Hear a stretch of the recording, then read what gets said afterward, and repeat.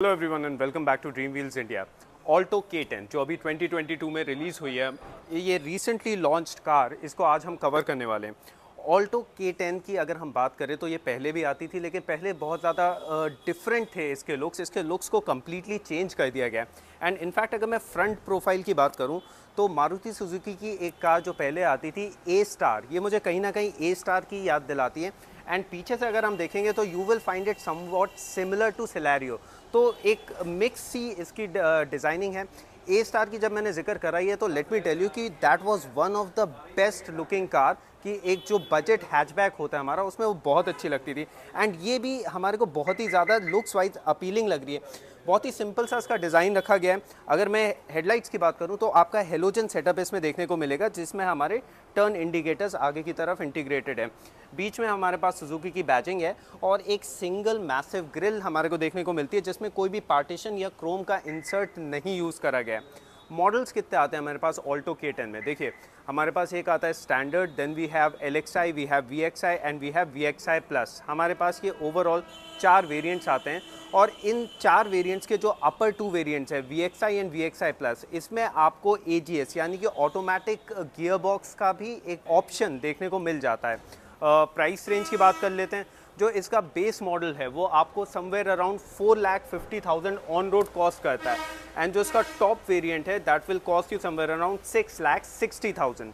तो is it like worth it? थोड़ा सा इसके बारे में बात करेंगे, इस गाड़ी के क्या क्या फीचर्स हैं, क्या क्या चेंजेस हैं, उन चीज़ों को डिस्कस करेंगे। सबसे पहले डिस्कस करते हैं इसका इंजन। ओके, इंजन की अगर बात करें, सबसे पहले तो बोनेट बहुत ज़्यादा हैवी तो मैं नहीं कहूँगा, बट स्टिल सीम्स ओके। इसमें हमारे पास आता है K सीरीज़ का K10C डुअल VVT इंजन, जिसकी पावर स्पेक्स की अगर हम बात करें तो it generates a power of somewhere around 66 bhps and 89 newton metre का टॉर्क आपको देखने को मिलता है। तो सिटी ड्राइविंग के हिसाब से सिटी कंडीशंस में ये कार काफ़ी अच्छी है, अगर आप डेली कम्यूटिंग के पर्पज़ से कंसिडर करना चाहते हैं। इनफैक्ट फ्यूल एफिशिएंट इंजन है हमारा। 23 टू 24 किलोमीटर्स पर लीटर की इसकी माइलेज को क्लेम करा गया है। उसके अलावा इंजन बे की अगर हम बात करें तो काफ़ी चीज़ें नीटली प्लेस्ड है यहाँ पर। इनफैक्ट इंजन ऊपर से ये थोड़ा बहुत आपको कवर भी इसमें देखने को मिलेगा। उसके अलावा overall a very neat setup. यहाँ पर आपको बैटरी का इधर फ्यूज़ एंड ये सारी चीज़ें आपको देखने को मिल जाती हैं। नीचे की तरफ अगर हम ध्यान दें तो फिर यहाँ पर कोई भी अंडर इंजन गार्ड नहीं दिया गया है, तो थोड़ी बहुत कॉस्ट कटिंग तो है, क्योंकि ये हमारा टॉप मॉडल है। जैसे मैंने आपको बताया कि इसमें हमारे पास standard, LXI, VXI, VXI plus, ये 4 मॉडल्स आते हैं। दिस इज़ VXI प्लस, और इसमें किसी भी प्रकार का आपको इंसुलेशन देखने को नहीं मिल रहा, तो कोई इंसुलेशन नहीं है, अंडर इंजन गार्ड नहीं है। ये थोड़ी सी कॉस्ट कटिंग वाली बात हो जाती है। इनफैक्ट हेडलाइट के सेटअप की अगर हम बात करें तो हेलोजन सेटअप ही हमारे को देखने को मिलेगा, बट ओवरऑल डिसेंट है। इसका थ्रो एंड स्प्रेड जो है लाइट का, दैट इज़ डिसेंट। एक और डिसअपॉइंटिंग चीज़ जो है, ओवरऑल जो फ्रंट बम्पर है इट लुक्स वेरी स्टाइलिश। आगे की तरफ अगर आप देखें, ये थोड़ा सा एक्सटेंडेड स्पोर्टी स्काउल देने की कोशिश करी गई है, दिखने में काफ़ी अच्छा है। बट आप देख सकते हैं कि दोनों ही साइड इसमें आपको फॉग लैंप्स का फंक्शन ही नहीं मिलता है। तो मेरे पास LED सेटअप भी नहीं है इसमें हेडलाइट्स में, एंड सेकेंडली मेरे पास फॉग लैंप्स भी नहीं है, so I have to rely on these halogen headlamps only. उसके अलावा यहाँ पर अगर हम वाइपर्स की बात करें तो हमारे को डुअल वाइपर सेटअप देखने को मिलता है। इनफैक्ट ये एक अच्छी बात है, कोई कॉस्ट कटिंग नहीं है, क्योंकि इसी सेगमेंट की अगर मैं आपसे रेनो क्विड की बात करूँ तो उसमें आपको सिर्फ एक सिंगल वाइपर ब्लेड देखने को मिलता है, तो वो एक चीज़ है। बाकी क्वालिटी की भी अगर बात करी जाए तो आई थिंक डिसेंट है।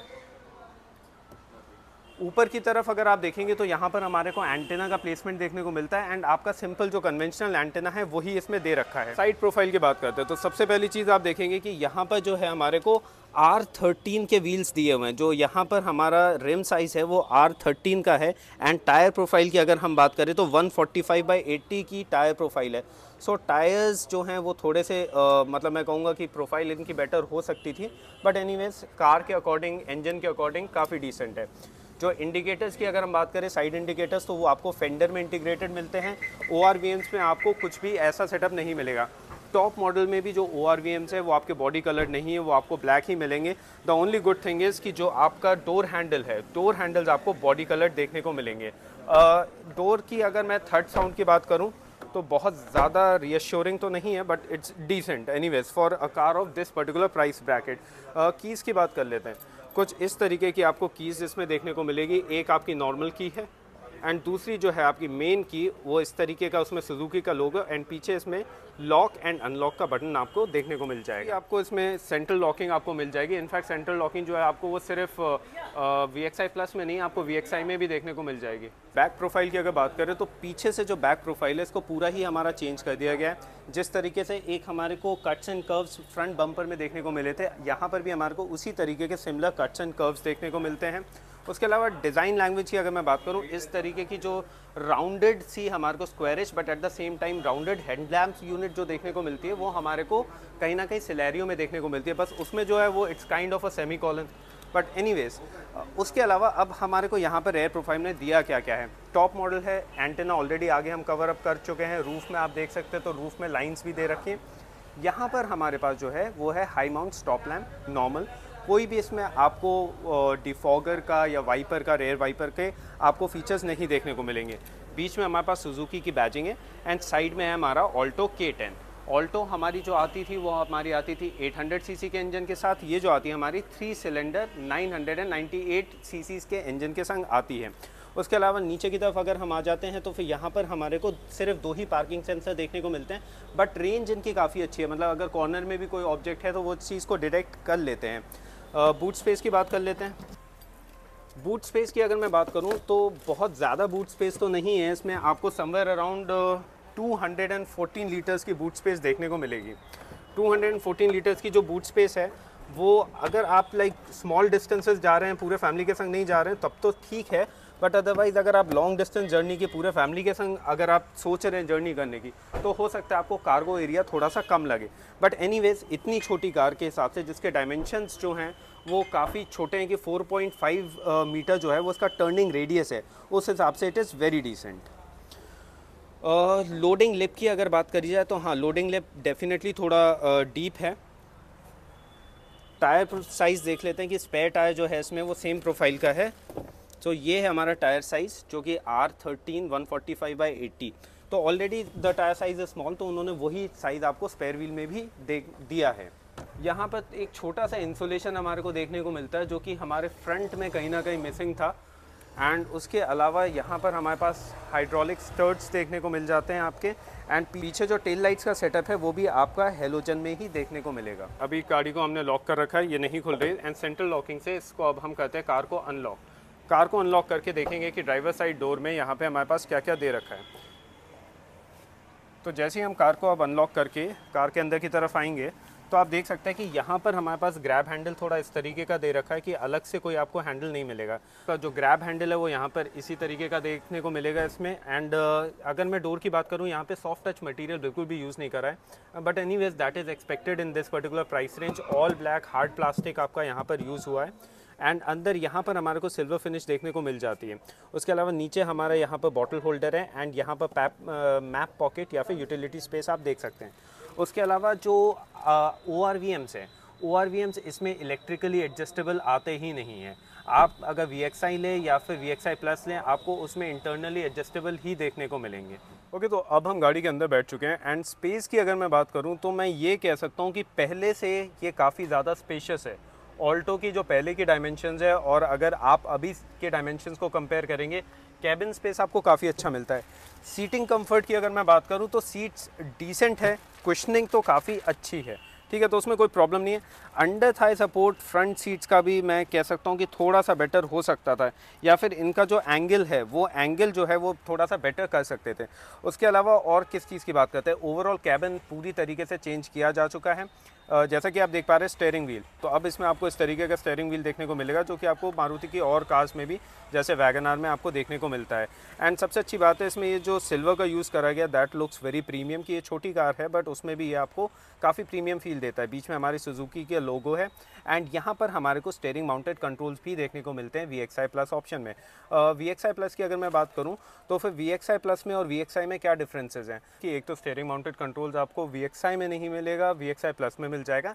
एंड इंफोटेनमेंट यूनिट की अगर मैं बात करूँ तो इंफोटेनमेंट यूनिट इसमें 7 इंचेस का, जो आपको पहले भी मारुति का देखने को मिलता था कि वही ये सेम इंफोटेनमेंट यूनिट है। एंड अच्छी बात यह है कि इसमें Android auto and Apple CarPlay दोनों ही चीज़ें। पावर विंडोज़ की अगर मैं बात करूँ तो फ्रंट पावर विंडोज़ ही मिलेंगी आपकी, एंड उसके स्विचेस यहाँ पर दिए गए हैं आपको। कोई भी स्विच आपको सेंटर में या फिर इधर डोर्स पे नहीं देखने को मिलता है। एक बार आपको करके दिखाता है कि सपोज़ करिए अगर यहाँ पे ये मेरा ग्लास है, मैं इसको अप करना चाहता हूँ तो ऐसे ही अप होगा एंड इस तरीके से डाउन हो रहा है। इसमें कोई भी आपको ऑटो अप या ऑटो डाउन का फंक्शन देखने को नहीं मिलेगा। तो कुछ कुछ फीचर्स जो हैं वो मिसिंग है कि like auto down auto up जो है वो आपके टॉप वेरिएंट में भी नहीं आता है। उसके बाद एसी यूनिट की बात कर लेते हैं। देखिए एसी यूनिट अच्छी है, बट जैसे पहले आपके कन्वेंशनल नॉब्स आते थे वही सेम उसी यूनिट को अभी भी सुजुकी ने कंटिन्यू करा है। हम कार्स को एक फेसलिफ्ट दे रहे हैं, हम उसके आगे की लुक्स को बिल्कुल चेंज कर रहे हैं, डैशबोर्ड हमने बिल्कुल चेंज कर दिया है। तो कहीं ना कहीं इन स्विचेस को भी अब हम चेंज कर सकते हैं, जैसे कि हमने बहुत अच्छे चेंजेस देखे हैं ब्रेजा के अंदर और बेलेनो के अंदर, तो काफ़ी अच्छे चेंजेस ला सकते हैं। खैर एनीवेज थोड़ा सा और एक्सप्लोर करते हैं। आपको एक 12 वोल्ट का इसमें चार्जिंग सॉकेट देखने को मिलेगा नीचे। यहाँ पर हमारे को ऑक्स एंड यूएसबी का आपको सॉकेट मिल जाता है। थोड़ा सा कार्गो एरिया हमारे पास स्पेस है एंड 2 कप होल्डर्स की स्पेस है हमारे पास। जैसा कि मैंने आपको बताया ये तो हमारा 5 स्पीड मैनुअल गियर बॉक्स है। इसमें आपको AGS ऑटोमेटिक का भी फंक्शन देखने को मिलेगा। कोई भी इसमें आर्मरेस्ट नहीं है।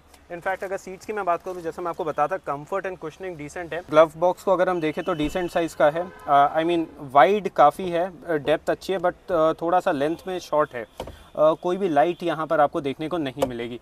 एक चीज़ जो मैं बताना भूल गया जो कि बहुत अच्छी है, सेफ्टी फीचर्स की अगर हम बात करें तो इसमें डुअल एयरबैग्स आते हैं हमारे। एयरबैग्स की आप बैजिंग यहाँ पर देख सकते हैं। उसके अलावा इसमें हमारा वॉइस कमांड का भी फंक्शन है, तो वॉइस कमांड भी आप दे सकते हैं, जिसका माइक यहाँ पर आपका प्लेस्ड है रिसीवर।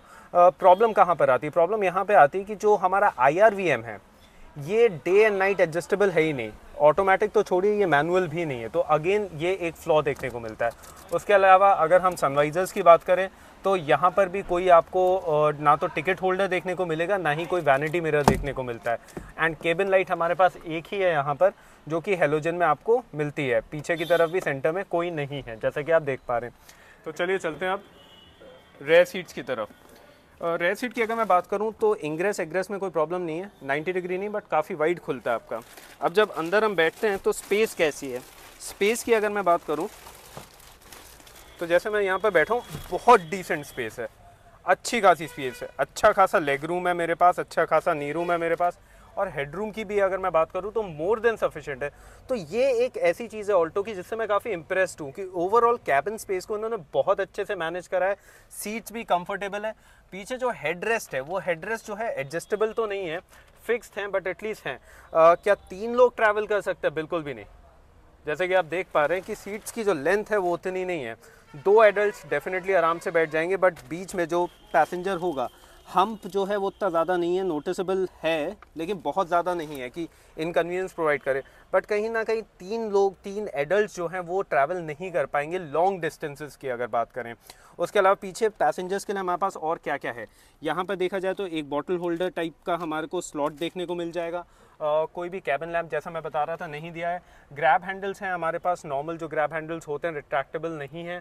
उसके अलावा कोई भी चार्जिंग पोर्ट या कुछ भी नहीं है। विंडोज़ की अगर हम बात करें तो जैसे कि आप देख पा रहे हैं यहाँ पर आपकी मैनुअल विंडोज़ दे रखी हैं, एंड उसके अलावा ये हमारा ग्रैब हैंडल है।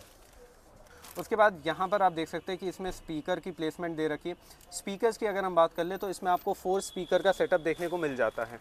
तो ये था हमारा एक walk around of the new Alto K10। K10 की अगर मैं बात करूँ, ये अब मार्केट में किस तरीके की परफॉर्मेंस देगी। परफॉर्मेंस की अगर हम बात करें तो देखिए मारुति की कार्स काफ़ी ज़्यादा पॉपुलर होती हैं, एंड जो भी एक बजट हैचबैक की अगर मैं बात करूं तो बजट हैचबैक जो भी कंसिडर कर रहा होगा एंड सिटी कम्यूटिंग के लिए अगर उसको कॉम्पैक्ट डायमेंशंस के संग कार चाहिए तो definitely Alto is one of the best option. क्योंकि हमारे पास इस सेगमेंट में और कौन से आते हैं, आपके पास रेनो की क्विड आती है।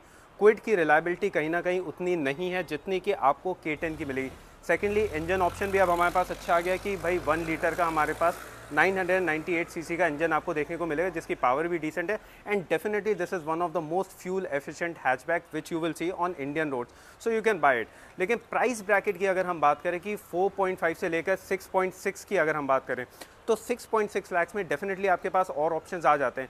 You can consider Celerio also of the very same brand, and कहीं ना कहीं हमारे पास मारुति सुजुकी इग्निस का भी एक ऑप्शन आ जाता है जो कि अच्छा है। But anyways it depends upon your need कि आपको कार में आप क्या देख रहे हैं। And right now we are at Eternity Motors, Pilibhit bypass, opposite Fun City. अगर आपको कोई भी जानकारी चाहिए किसी भी मारुति सुजुकी की कार से रिलेटेड, आप यहाँ पर आ सकते हैं, एंड यहाँ के एग्जीक्यूटिव्स के नंबर आपको ऑलरेडी डिस्क्रिप्शन बॉक्स में देखने को मिल जाएंगे। Thank you for watching this video.